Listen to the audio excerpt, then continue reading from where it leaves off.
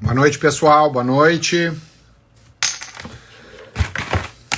Começando então mais uma live final de semana. Hoje nós vamos falar sobre jejum e exercício em jejum, aeróbico em jejum. Será que vale a pena? Será que é uma boa estratégia para emagrecer? Conversar com vocês um pouquinho sobre essa questão aí, que também seja muitas perguntas pra gente no consultório, tá? E vou passar para vocês algumas estratégias que muitas vezes o pessoal tá dando tiro no pé e tá achando que tá emagrecendo, porque tá malhando, tá se acabando de malhar em jejum, e na verdade não tá, né? Então vamos conversar um pouquinho sobre fisiologia do exercício, sobre o que nós podemos fazer e montar estratégias para tentar otimizar nossos resultados aí. Então a primeira coisa que eu queria conversar com vocês a respeito desse assunto é um pouquinho sobre a fisiologia. Nós sabemos que durante o processo de queima de energia, de queima de nutrientes para fazer energia, nós temos basicamente o gasto, que é feito através da glicose e através da gordura. E que o nosso organismo ele tem algumas reservas metabólicas que ele vai utilizar para construir energia, então. Então a nossa grande reserva metabólica se chama glicogênio. O glicogênio, então, ele pode ser feito, ele fica armazenado basicamente nos músculos e no fígado, né? E ele é feito, então, ele é como uma reserva de glicose, tá? E a glicose, então, ela pode ser extraída através dos carboidratos ou mesmo através da gliconeogênese, que é feita através da miólise ou através de um substrato proteico, pode ser os aminoácidos. Quando nós iniciamos um exercício físico, nós temos inicialmente, então, o consumo desse glicogênio como fonte de energia, como fonte energética. Então, inicialmente nós vamos ter um gasto energético através do consumo de glicogênio. E nós utilizamos, então, durante o exercício, o glicogênio, mas nós utilizamos as nossas outras fontes de energia também. E dependendo da intensidade do nosso exercício, nós vamos mudar a via metabólica, nós vamos queimar mais gorduras, nós vamos queimar mais glicose, nós vamos passar do exercício aeróbico, que é um exercício onde a gente queima mais gordura, para o exercício anaeróbico, onde a gente vai utilizar, então, outros substratos como fonte de energia. Então eu queria conversar com vocês que muitas vezes, né, a gente fazer um exercício intenso em jejum não é uma boa estratégia, principalmente para aquelas pessoas que desejam emagrecer. Eu vou explicar por quê. Bom, 80% do metabolismo basal da maioria das pessoas que não são atletas, ele vem, né, do gasto energético das pessoas que não são atletas, ela vem do metabolismo basal. Ou seja, o que é o metabolismo basal? É aquele gasto energético que nós temos em repouso. E quando nós estamos em repouso, nós estamos num gasto aeróbico. Ou seja, agora eu estou falando com vocês aqui, eu estou gastando predominantemente gordura, porque eu estou num processo aeróbico. Tá?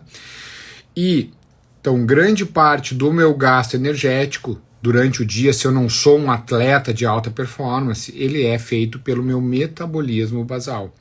80%, 70%, 80%. E apenas 20% é pelo exercício. Ok?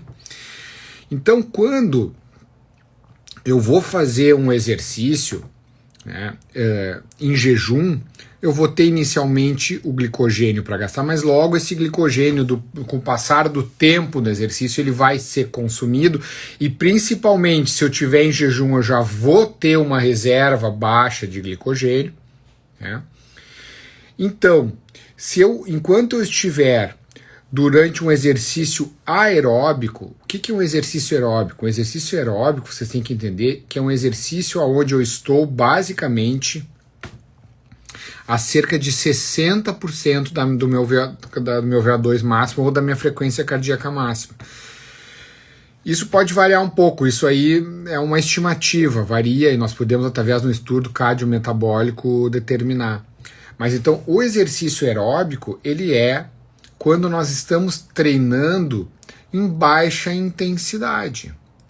Então, se nós estamos em jejum, nós temos poucas reservas de glicogênio e nós estamos treinando um exercício em baixa intensidade, ok, nós vamos utilizar mais gordura como fonte de energia.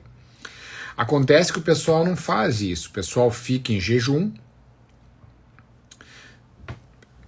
Necessariamente, quando a gente está em jejum, as nossas reservas de glicogênio, que eu já expliquei para vocês, que são a nossa reserva energética mais rápida, ela está depletada, e aí o pessoal se acaba na academia e treina muito, e em jejum. O que acontece quando a gente faz isso? Treina muito, que eu digo é o seguinte, treina em alta intensidade. O que acontece quando a gente treina em alta intensidade em jejum? Termina o glicogênio e nós começamos a necessidade de produzir mais glicose, porque a nossa via acaba sendo a via glicolítica e também a via anaeróbica. Quando a gente está em uma intensidade maior, quando a gente passa dos 60% do VO2 máximo ou da nossa frequência cardíaca máxima. E nessa via nós temos a verdade a proteólise, ou seja, o que nós temos? Nós temos a necessidade de quebrar, né, de fazer a miólise da nossa musculatura. O nosso músculo é um tecido que ele está em constante movimentação. Então, quando nós estamos treinando em alta intensidade, nós acabamos tendo a proteólise, a necessidade de quebra da nossa musculatura, pois nós não temos mais o glicogênio, para fazer a gliconeogênese através dos aminoácidos. Então, quando nós falamos fazer um aeróbico em jejum, nós temos que entender que esse aeróbico em jejum, ele é quando nós estamos abaixo de 60% do nosso VO2 máximo ou da nossa frequência cardíaca máxima. Porque quando nós passamos disso, o que ocorre é que nós estamos, na verdade, fazendo catabolismo. E como eu expliquei para vocês já até agora, apenas 20% do nosso gasto calórico ele vem do exercício. Tu até pode ter um gasto calórico maior fazendo um exercício vigoroso em jejum, mas se você não proteger a sua musculatura, o que vai acontecer é que 80% do seu gasto calórico vai reduzir, porque você vai perder massa muscular. Por isso que o pessoal corre pra caramba em jejum, faz exercícios de HIIT em alta intensidade em jejum, baixa um peso na balança, mas vai fazer a bioimpedância, vai fazer a análise e não modificou a composição corporal, perdeu gordura e perdeu massa muscular. Então essa é uma questão muito importante que nós precisamos analisar quando nós prescrevemos um plano de tratamento personalizado para os nossos pacientes. Porque através de uma avaliação cardiometabólica bem feita, nós conseguimos identificar se esses pacientes são mais glicolíticos, se eles trabalham numa zona mais própria de queima de gordura ou mais própria de consumo de carboidrato durante o exercício. E nós conseguimos estabelecer estratégias individuais para cada um.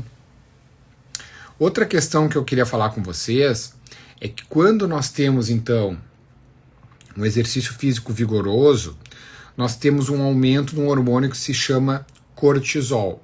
O que esse hormônio faz?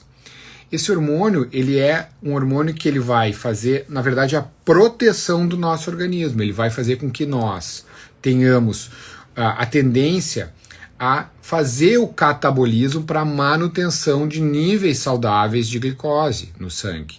Então, o cortisol alto, ele ocorre muitas vezes em virtude de um exercício vigoroso. Então nós aumentamos o cortisol e temos então a proteólise e temos o catabolismo, né? E através disso nós temos então esse turnover de aminoácidos para refazer, né, então glicose como fonte de energia. Se nós estamos em jejum, nós vamos ter mais ainda esse estímulo do catabolismo através do cortisol. E também, quando nós estamos em jejum, nós temos a insulina baixa, que quando nós queremos emagrecer, sim, nós queremos que a insulina se mantenha baixa, mas junto de um cortisol elevado, uma insulina baixa, também nós perdemos aquele estímulo à hipertrofia. Como eu já falei para vocês em outras ocasiões, para a gente ter hipertrofia, nós podemos fazer através da via da insulina. O aumento da insulina vai nos gerar hipertrofia, mas nós podemos fazer também a hipertrofia através do estímulo mecânico, através do estímulo da mTOR, que é estimulada muito pelos aminoácidos que nós ingerimos, em especial glutamina. Nós podemos estimular a hipertrofia através de recursos ergogênicos, hormônios, por exemplo, creatina, enfim, tem várias formas de a gente estimular a hipertrofia, não somente a glicemia, não somente o aumento da insulina. A insulina é uma das estratégias. Então, de acordo com cada paciente, que nós vamos identificar as suas características pessoais através de um estudo individual de cada paciente, e daí nós vamos poder traçar estratégias de como que é o metabolismo desse paciente, como é que nós devemos estimular tipo de treino que a gente vai estabelecer para cada um, se vai ser um treinamento em jejum, mas daí um aeróbico em jejum, não necessariamente um treinamento vigoroso em jejum.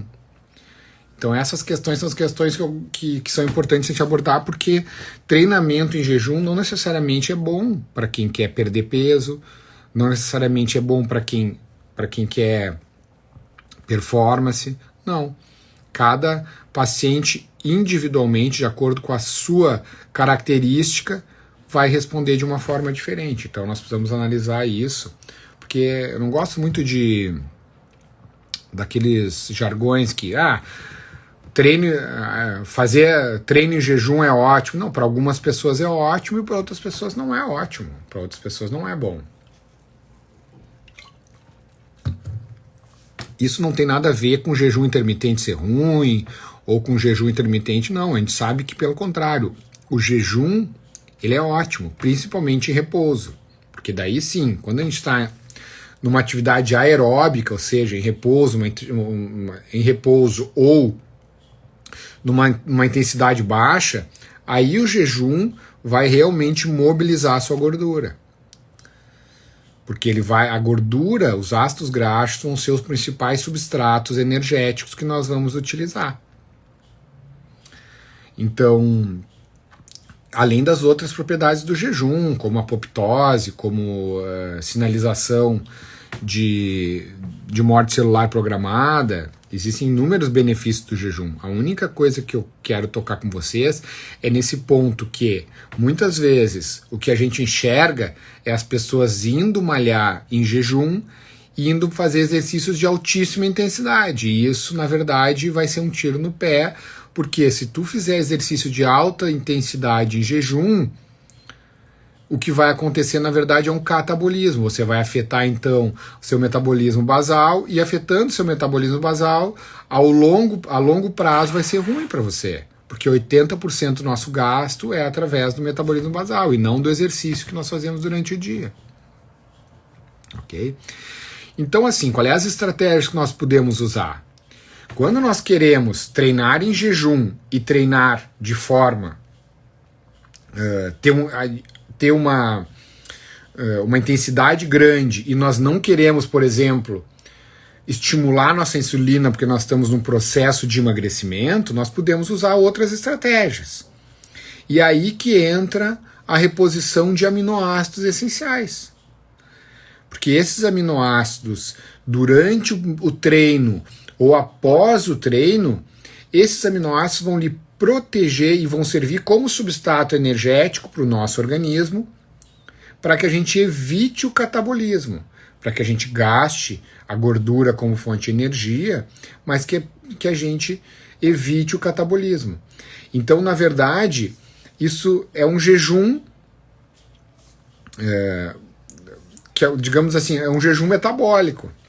Né? Não é um jejum de fato, mas é um jejum metabólico porque você, na verdade, não estimula a sua insulina. Os aminoácidos essenciais estimulam muito pouco a insulina. Porque eles têm, vamos supor, em 10 gramas de aminoácido essencial, nós vamos ter aí cerca de 14 calorias. Então eles estimulam muito pouco a produção de insulina. Mas, ao mesmo tempo, eles são um substrato incrível para a nossa preservação da massa muscular, pois eles são utilizados como fonte de energia, eles são utilizados para gliconeogênese, eles são utilizados para regeneração muscular, eles são utilizados para a produção de outros aminoácidos, como por exemplo a glutamina, né? Aminoácidos essenciais são utilizados para produzir glutamina, ou muitas vezes a gente prescreve para os pacientes a suplementação de glutamina pós-treino. A glutamina é o aminoácido, principal aminoácido dos nossos músculos. Nós precisamos ter glutamina em abundância. O que nós notamos muitas vezes? Essas pessoas que acabam treinando em jejum, em alta intensidade, eles vão ter um consumo muito grande de glutamina. A gente sabe que a glutamina tem um papel muito importante também na questão da nossa imunidade.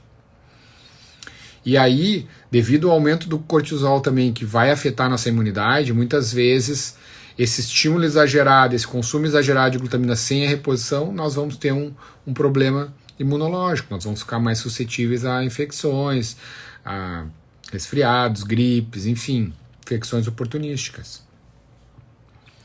Então aí que nós jogamos com a questão da suplementação. E nós podemos usar mais. Então quando a gente faz uma suplementação para melhorar o treino, nós vamos pensar nessas questões. Nós vamos dar substrato para o nosso organismo manter e preservar nossa massa muscular, e nós vamos agir na questão que eu falei semana passada, da otimização energética que nós vamos precisar para melhor produção de energia, ou seja, o nosso alvo vai ser as mitocôndrias. Nós vamos otimizar a nossa a ação mitocondrial na produção de energia, com todos aqueles substratos que eu falei na semana passada. Também a gente pode usar isso. E também podemos melhorar, né, no caso da beta-alanina, nós podemos fazer um tamponamento. Quando nós entramos na parte do exercício anaeróbico, nós, depois de um determinado limiar, chamo limiar anaeróbico, nós começamos a produzir muito ácido lático. E muitas vezes, e esse ácido lático ele é utilizado também como fonte de energia pelo músculo, só que muitas vezes a produção excede a nossa capacidade de utilizar o ácido lático e nossa musculatura começa a ficar com acidez, começa a ficar fadigada. E existem suplementos que nós podemos usar para tamponar esse excesso de ácido lático, essa acidez muscular. No caso da beta-alanina, que se transforma em carnosina, que vai agir como um tamponamento dessa questão, permitindo que a gente consiga treinar mais sem ter tanta fadiga, melhorando a fadiga. Então tudo isso são processos que são pensados individualmente para os nossos pacientes, para que a gente consiga otimizar os resultados.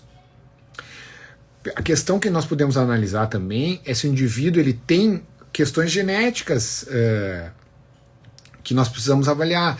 Existem indivíduos que têm uma tendência a usar mais a glicose como fonte de energia. Esses são aqueles indivíduos que você vê na academia que correm e não conseguem emagrecer, porque eles têm essa tendência a usar mais a glicose como fonte de energia. O que nós vamos fazer com esse indivíduo? Esse é o indivíduo que nós podemos dar um pouquinho de carboidrato antes do exercício, para estimular a insulina desse indivíduo, para que ele consiga fazer uma hipertrofia através da ação da insulina momentânea, e posteriormente a gente seca, ou seja, reduz, faz uma dieta mais cetogênica ou low carb, posterior ao exercício, para que esse paciente consiga aumentar sua massa muscular, aumentar o seu metabolismo basal e estimular a insulina só naquele momento onde a gente quer. Então, uma outra estratégia que nós podemos indicar de acordo com a questão individual de cada um. Então, essas são estratégias que nós utilizamos, por isso que não dá para dizer que para todo mundo é a mesma estratégia. Ah, vai lá correr em jejum que tu vai emagrecer. Não, isso é uma bobagem. Tá? Isso aí tem que ser muito individualizado. Então era isso que eu queria conversar com vocês hoje. Pessoal, tô fazendo umas lives mais menores aí, para não ficar muito maçante, é muito conhecimento, muita formação teórica, né? E muitas vezes isso aí pode confundir a cabeça de vocês. Alguém tem alguma pergunta aí? Dr. Dias Júnior tá por aí, né? Grande, vamos fazer uma live aí qualquer hora dessas, Dias. Saudades do amigo aí.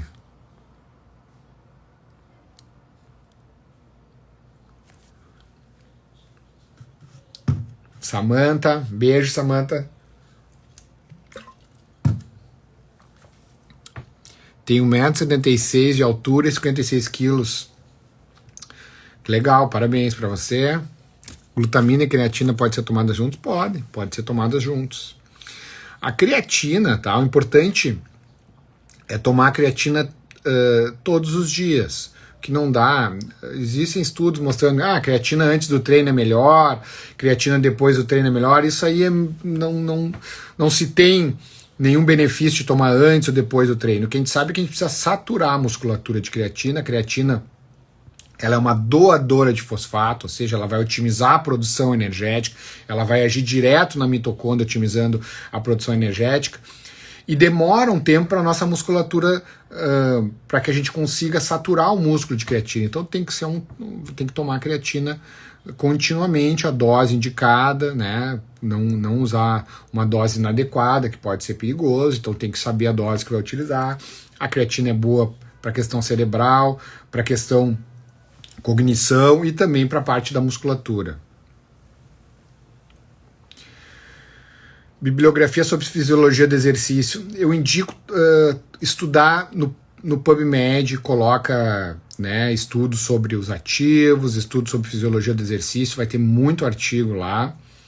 E livro tem muitos bons também. Mas atualmente eu acho, como é muito dinâmico, esse conhecimento está muito dinâmico, é melhor estudar em artigos se tu está começando, que eu acho que tu vai conseguir mais meta-análises e tal. Muito complexo esse assunto, Torelli. Vamos fazer o seguinte, lá na academia, o Torelli é parceiro aí de academia, lá na academia, no café, a gente conversa mais, eu te explico mais umas coisas aí, Torelli.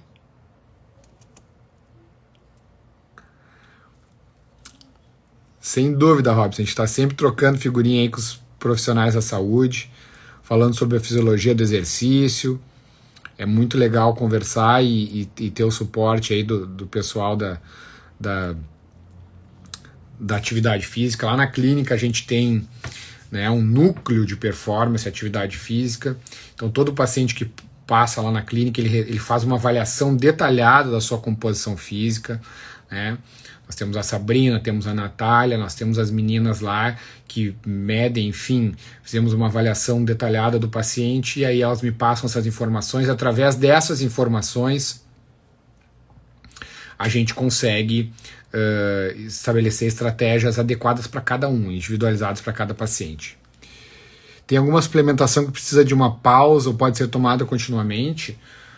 Não, vai variar de acordo com cada caso. A suplementação vai ser de acordo com o teu objetivo, de acordo com a tua necessidade, de acordo com a tua composição corporal. Pode ser usada por 1 mês, pode ser usada por 2 meses, pode ser usada continuamente, vai depender de acordo com a tua peculiaridade, como é que tu treina, entendeu? Se tu é uma pessoa que treina bastante, que tu te exercita todos os dias, e qual é a intensidade do teu exercício, isso que vai variar.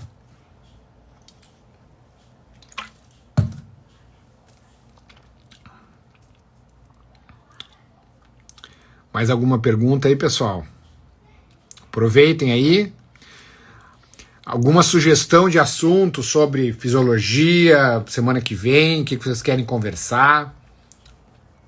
Estou sempre aqui disposto para ajudar vocês aí, para clarear um pouquinho os conhecimentos. Esse acompanhamento é no Instituto, sim, Paulo, a gente faz ali no Instituto Burman Bastos. O Instituto Burman Bastos, então, ele tem, né, toda essa questão de saúde preventiva, de bem-estar, longevidade com saúde e associado a muitos tratamentos estéticos aí, coordenados pela doutora Tiana Burman, aí, essa questão toda de rejuvenescimento, né? Quais são os dias da live? Eu tenho feito a live sempre no sábado, eu estava fazendo no domingo, agora eu tenho feito sábado de noite, a gente tem feito a live, uma vez pro final de semana a gente faz a live, mas eu deixo sempre gravado, eu tenho deixado sempre gravadas as lives, então a gente faz as lives sempre no final de semana. Marcaria primeiro uma avaliação, Paulo, precisamos fazer. Aí depois disso a gente traça uma estratégia. Legal, A Ana quer um tema referente à hipertrofia, ganho de massa magra na menopausa. A menopausa é um desafio, né? A gente tem lá na clínica um núcleo de longevidade íntima, né? Na longevidade feminina, para essas pacientes do climatério, da menopausa. Nós temos a doutora Bernadette, temos a doutora Fairuz também, que trabalha com essa parte de rejuvenescimento íntimo, e também a gente tem essa questão toda de questão de hipertrofia na menopausa. E muitas vezes, para conseguir a hipertrofia na menopausa, nós precisamos ajustar seus hormônios, tá? E aí entra muitas vezes a necessidade de uma reposição hormonal, porque nós perdemos muito os hormônios anabólicos durante a menopausa, principalmente naquelas mulheres que durante muitos anos utilizaram anticoncepcional. Nós temos muitas vezes uma deficiência muito grande de testosterona, que também ocorre na mulher. Nós temos então a deficiência do estrogênio, nós temos a deficiência da progesterona, nós temos a predominância de hormônios catabólicos. Então muitas vezes essa mulher muda completamente sua composição corporal, e nós precisamos ajustar isso, fazer a reposição, muitas vezes utilizar inclusive outros hormônios, como a gestrinona, que é muito utilizada, os famosos chips hormonais, a gente utiliza com hormônios bioidênticos e com outros hormônios para ajustar muitas vezes esse perfil da mulher que está um perfil catabólico, levando a osteopenia, levando a sarcopenia, ou seja, a osteoporose, deficiência muscular. Nós precisamos equilibrar isso para que essa mulher consiga entrar novamente no perfil catabólico de maneira segura, de maneira normal, e aí voltar a ganhar massa muscular. Menopausa não é fácil, é difícil, mas a gente tem recurso, viu, Paula? Tá? Não dá para... A mulher, né, ela entra na menopausa geralmente em torno dos 50 anos, e a estimativa de vida da mulher é 85 anos. Enfim, as mulheres do Rio Grande do Sul vivem muito, não vai ficar metade da tua vida sob efeito da menopausa, sem qualidade de vida, né? Tem que buscar uma alternativa. Hoje já está claro que a gente...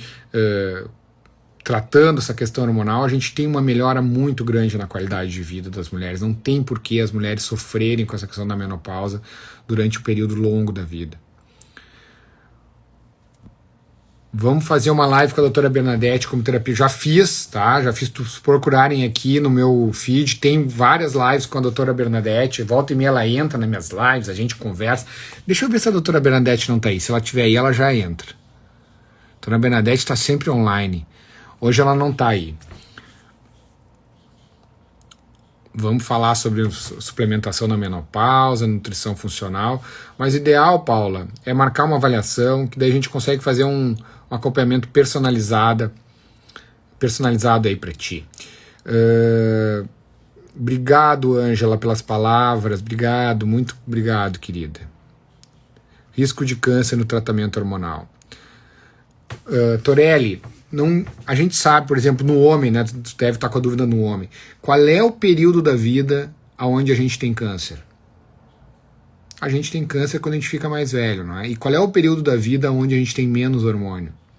É quando a gente fica mais velho, né? Então, já está claro, por exemplo, na questão da testosterona, a testosterona não causa câncer. Testosterona, pelo contrário, Quando a gente usa testosterona, a gente reduz a resistência à insulina, a gente tem uma tendência, quando a gente repõe testosterona, quando a gente está deficiente, tá? A gente tem uma tendência, então, a melhora da resistência à insulina, melhora da massa muscular, então, redução da circunferência abdominal, melhora da disposição, melhora da depressão, melhora da libido, da ereção, vários fatores, melhora óssea, enfim, e esse conjunto de questões, na verdade, previnem a ocorrência de várias doenças crônicas, como as doenças cardiovasculares e também do câncer, porque o câncer ele é uma doença inflamatória e muito mais comum em pacientes obesos, que estão inflamados, né? Então essa inflamação subclínica da obesidade, que muitas vezes é causada por esse desequilíbrio hormonal, que é uma das principais causas do câncer. Quando a gente corrige isso através da reposição hormonal, a gente na verdade previne a ocorrência do câncer. O que a gente não pode, e ainda existe dúvidas a respeito disso, vários pesquisadores não concordam com essa ideia, mas o que é contraindicado é tu usar testosterona em pacientes que estão com diagnóstico de câncer de próstata. Tá? Existem estudos mostrando que os pacientes que têm baixa testosterona têm maior incidência de câncer de próstata. Esse, inclusive, foi um estudo aqui do professor Hernani Roden, da Santa Casa, um pesquisador, chefe de urologia da Santa Casa atualmente, um grande pesquisador que nós temos aqui no Rio Grande do Sul. Então, isso é uma questão que já está superada, viu, Torelli? Testosterona não causa câncer, tá? Faço treino intenso de musculação, estou na menopausa e faço TRH, e com melhora a qualidade de vida. É isso aí, Ana. Entendeu? É isso aí. Esse hormônio é vida, melhora muito todos esses sintomas. Né? Tu é uma testemunha disso e realmente a vida, quando a gente faz a reposição hormonal, principalmente as mulheres, elas caem num precipício com a menopausa. Né? Do dia para a noite as mulheres ficam totalmente sem ação dos hormônios, né? E a partir daí muitas vezes a qualidade de vida cai bastante e os problemas começam a acontecer lenta e progressivamente. Um impacto muito grande nas mulheres na vida sexual, na anatomia genital, né, na lubrificação, na atrofia genital, na dispareunia, um impacto muito grande na libido, na disposição. Então tudo isso pode ser evitado com uma reposição bem feita. Paula, quem tem histórico de câncer de mama na família, nós temos que analisar se essa pessoa tem receptores para câncer de mama. Se essa pessoa tem receptores para câncer de mama, aí realmente existe uma contraindicação para fazer reposição hormonal, principalmente com estrogênio, tá? Que é um hormônio que pode estar relacionado, então, para quem tem esses genes, mas isso pode ser feito, isso é feito, nós conseguimos avaliar para poder utilizar. E existem outros hormônios que não têm relação com câncer, entendeu? Não necessariamente somente o estrogênio, existem outros hormônios. Tá? O que eu vejo muitas vezes, tá? E que me causa um pouco de surpresa é que essas mesmas pessoas que têm histórico de câncer de mama na família utilizam anticoncepcional sem problema nenhum durante a vida toda. E anticoncepcional são estrogênios conjugados que são muito piores que os estrogênios bioidênticos utilizados numa eventual reposição.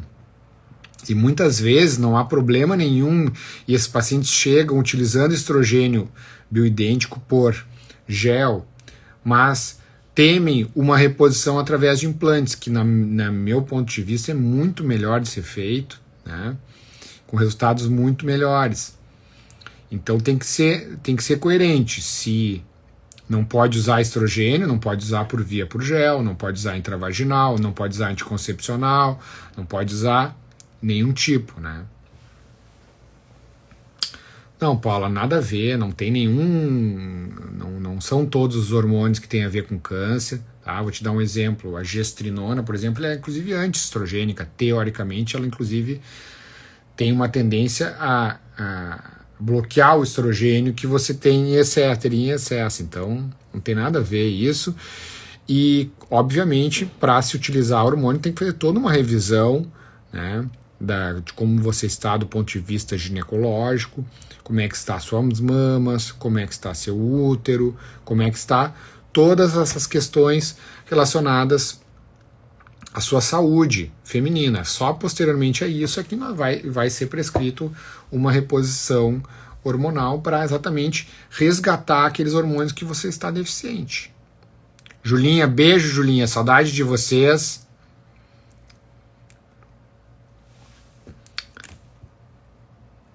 Doutor, acho importante também que faça precisa ter um estilo de vida saudável, como fazer atividade física, sono reparador e gerenciar estresse.